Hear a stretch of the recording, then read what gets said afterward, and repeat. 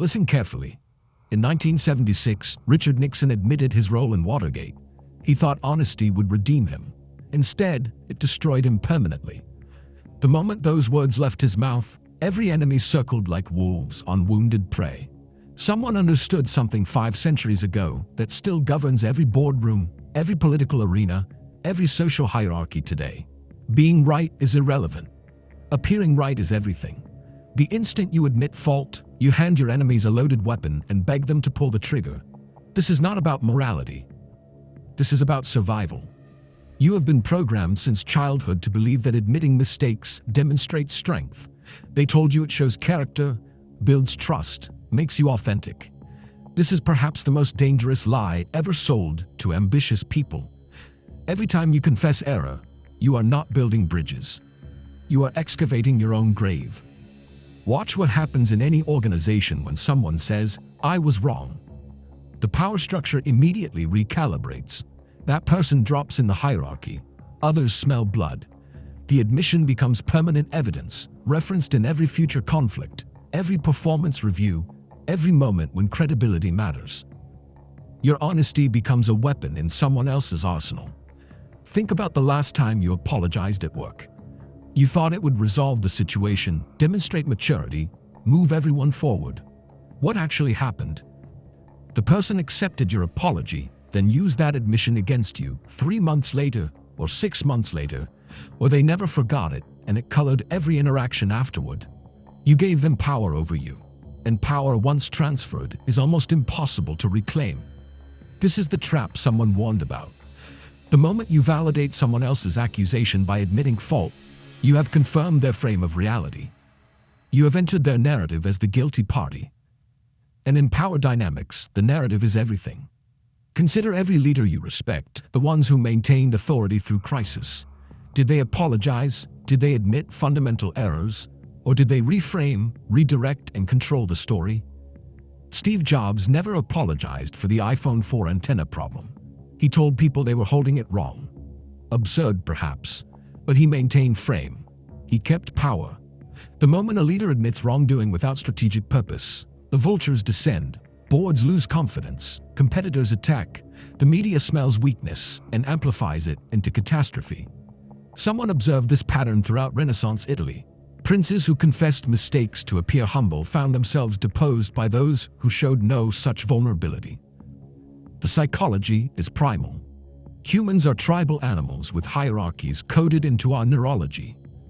When someone admits fault, ancient circuits in the observer's brain register dominance shift. The person who admits error drops in status. The person receiving the admission rises. This happens unconsciously, automatically, beyond rational control. You cannot logic your way out of this biological reality. But here is what they never tell you. There is a vast difference between being wrong and admitting you are wrong. You can be incorrect about something and still maintain your position by controlling the perception. Someone understood that reality is less important than the story people believe about reality. If you can shape the narrative so that your error appears as a calculated risk, a subordinate's failure, or simply never existed in the first place, you maintain power. The facts matter less than who controls their interpretation. The modern world has made this worse. Social media creates permanent records. Your admission lives forever, searchable, shareable, weaponizable. Cancel culture is built entirely on the foundation of forced admissions. The mob demands you confess your sins. The moment you do, they destroy you anyway. The apology never saves you. It only provides ammunition. Someone would recognize this pattern immediately. The appearance of mercy followed by ruthless elimination. Those who refuse to admit fault often survive. Those who confess rarely do. You see this in politics constantly. Politicians who admit errors disappear. Those who deny, deflect, and attack their accusers often thrive. This is not an endorsement of lying. This is an observation of how power actually functions beneath the surface of polite society. Truth is a luxury afforded to those without enemies. The moment you enter competitive spaces, truth becomes subordinate to perception management. Someone did not invent these rules. He simply had the courage to describe them without moral decoration. The vulnerability paradox destroys more careers than incompetence ever could. People believe that showing weakness builds connection. Sometimes it does, in carefully controlled environments, with trusted allies.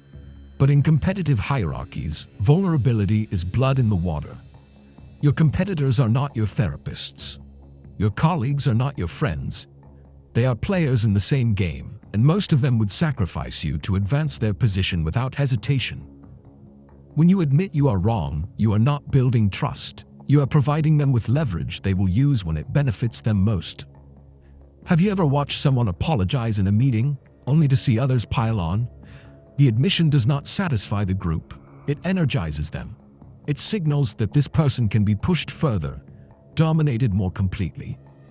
The apology becomes an invitation to extract more concessions, demand more submission. Someone saw this in every court he studied. The prince who showed contrition was the prince who lost his throne. This is why you should never admit you are wrong. Not because truth does not matter, but because in the ruthless calculus of power, admission is suicide. The game is always playing, and confession is how you lose. Listen carefully. What I am about to reveal operates at a level most will never perceive because they're too busy drowning in their own honesty. Someone understood something that separates the architects of power from its casualties. When you admit fault, you don't just concede a single point. You activate an entire psychological cascade that repositions you in every hierarchy you occupy. The deflection matrix is your countermeasure, and it requires surgical precision. The first technique someone would recognize immediately is contextual reframing. When accused of error, you never address the accusation directly. Instead, you expand the frame until the supposed mistake becomes invisible within a larger pattern of success. Someone claims you made a bad decision. You don't defend the decision. You reframe the entire situation so that what they call failure becomes a necessary sacrifice in a longer game they lack the vision to comprehend. The accusation withers because you've changed the terrain it stands on. You've made them fight on ground where their attack has no foundation. The second method is source discrediting, but not through obvious attack. Someone knew that crude assault on your accuser makes you look defensive. Instead, you raise questions about their capacity to judge. You don't call them stupid. You express concern about the limited information they're working with. You suggest with apparent generosity that if they understood the full complexity of the situation as you do, they might see things differently. You position yourself as possessing superior knowledge while appearing to educate rather than combat. The accusation loses force because you've subtly established that the accuser lacks the sophistication to evaluate your actions. Write in the comments which technique you've seen used against you most effectively. The awareness alone will inoculate you. The third element is temporal displacement. When confronted with a mistake, you never litigate the past. You pivot immediately to future implications and opportunities. Someone observed that those who control the conversation's time frame control its outcome. Someone wants to dissect what went wrong. You acknowledge that retrospection has limited value and redirect all energy toward what the situation enables moving forward. You're not denying the error.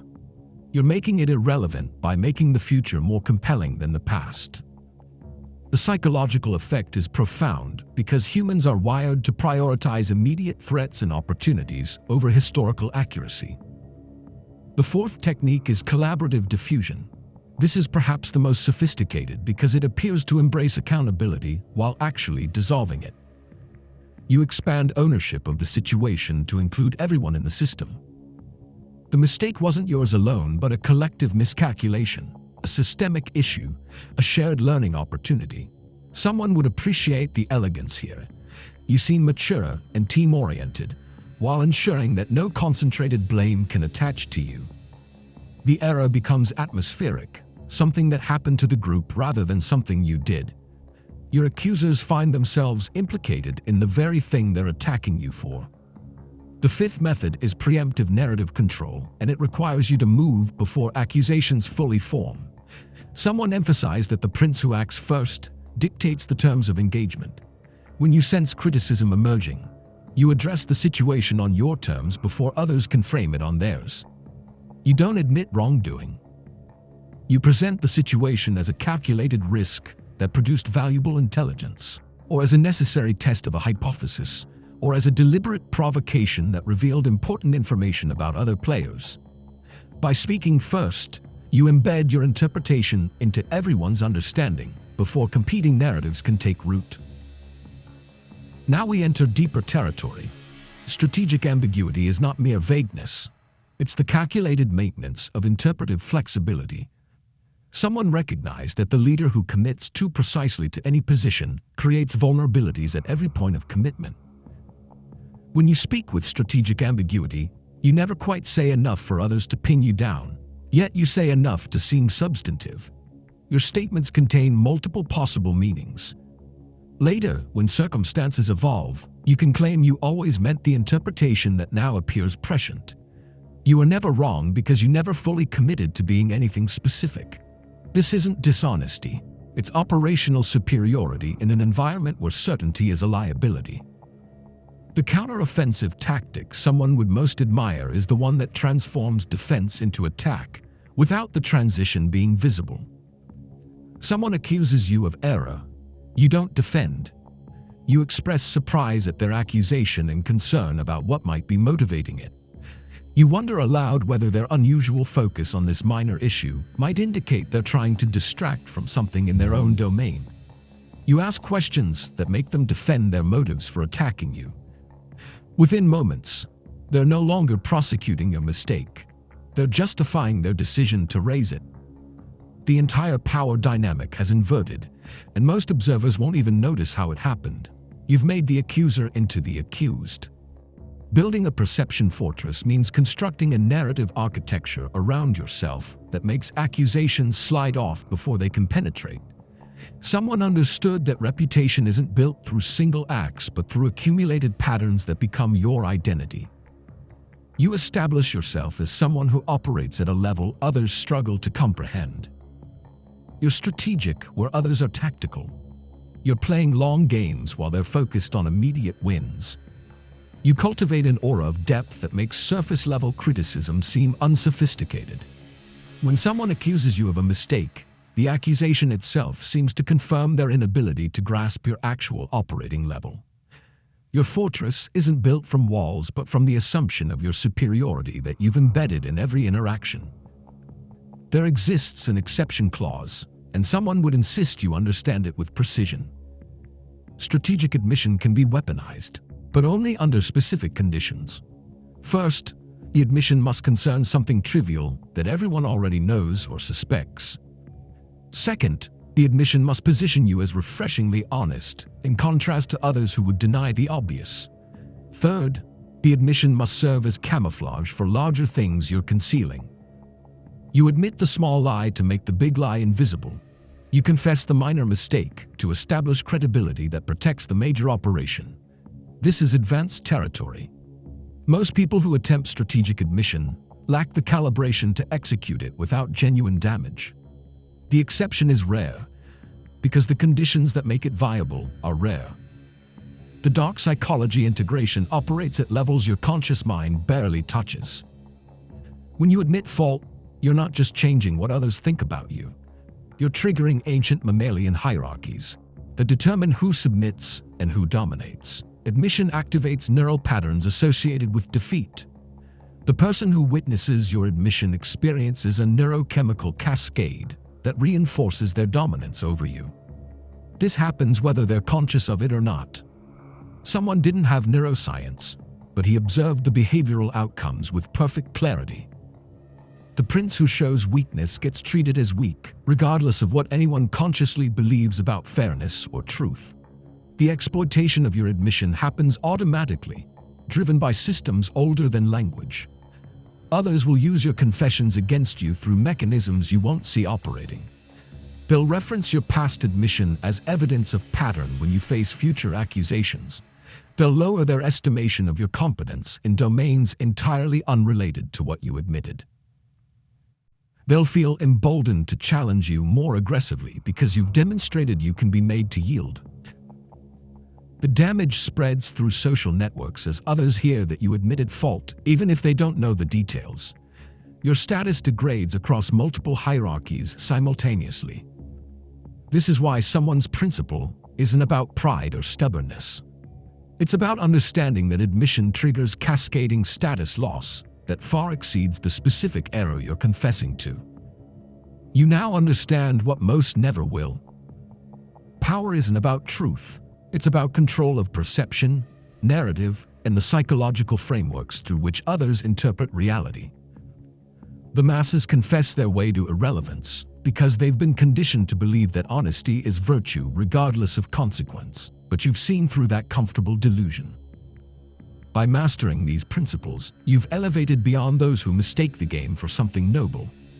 You recognize it for what it is, a ruthless competition for dominance, where the rules everyone claims to follow are weapons used against those naive enough to follow them. This knowledge separates the architects of reality from those who merely react to it.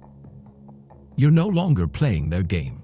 You're playing the game beneath the game, the one someone mapped centuries ago, and that still governs every interaction where power is at stake.